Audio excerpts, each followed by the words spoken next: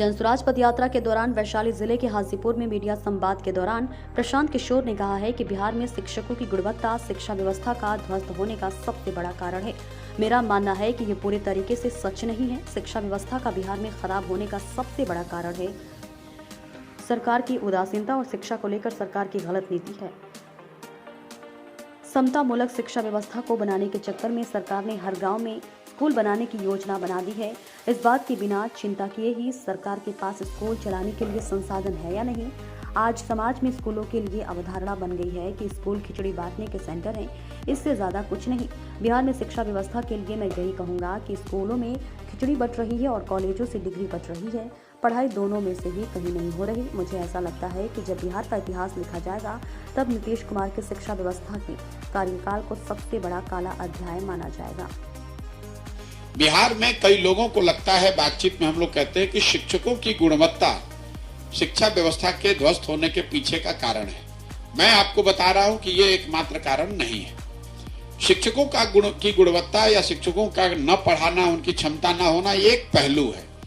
बिहार में शिक्षा व्यवस्था का ध्वस्त हो जाने के पीछे सबसे बड़ा जो कारण मुझे समझ में आ रहा है वो सरकार की उदासीनता और सरकार की गलत नीति, जिसमें आप समता मूलक शिक्षा नीति बनाने के चक्कर में, व्यवस्था बनाने के चक्कर में आपने हर गांव, हर पंचायत में स्कूल खोलने की योजना बना दी। इस बात की चिंता ही नहीं की कि इन स्कूलों को बनाने चलाने के लिए आपके पास संसाधन है या नहीं है। इसका परिणाम ये हुआ कि पिछले 5 से 10 सालों में पूरे बिहार में उत्क्रमित विद्यालयों और नियोजित शिक्षकों के कंधों पर ही पूरी शिक्षा व्यवस्था टिकी हुई है।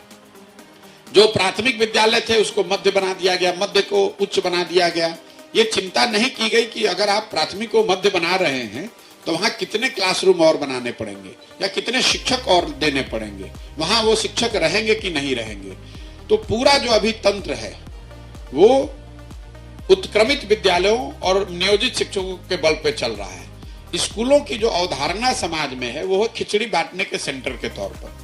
कई लोग जो ये बताते हैं कि शिक्षक की खराबी की वजह से ही शिक्षा व्यवस्था खराब है, उनको मैं उदाहरण देता हूं बिहार के कॉलेजेस का। जो यहाँ महाविद्यालय हैं, कॉलेज हैं, साइंस कॉलेज है, पटना कॉलेज है, हर जिले में 1-2 बड़े कॉलेज हैं।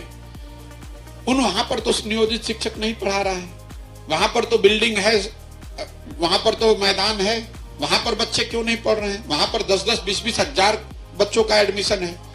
वहां कॉलेज में भी आप देखिए तो लोग एडमिशन लेते हैं, एडमिट कार्ड लेकर परीक्षा देते हैं और डिग्री लेते हैं। पढ़ाई वहां पर भी नहीं हो रही है। तो बिहार में शिक्षा व्यवस्था के लिए एक लाइन में यही कहूंगा कि स्कूलों से खिचड़ी बट रही है, कॉलेज से डिग्री बट रही है, पढ़ाई दोनों में कहीं नहीं हो रहा है।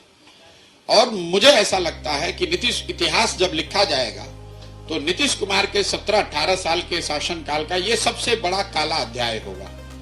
इसलिए कि नीतीश कुमार जैसे पढ़े लिखे व्यक्ति के रहते हुए उनके आंखों के सामने से शिक्षा व्यवस्था का ध्वस्त हो जाना ये बहुत बड़ा दुर्भाग्य है।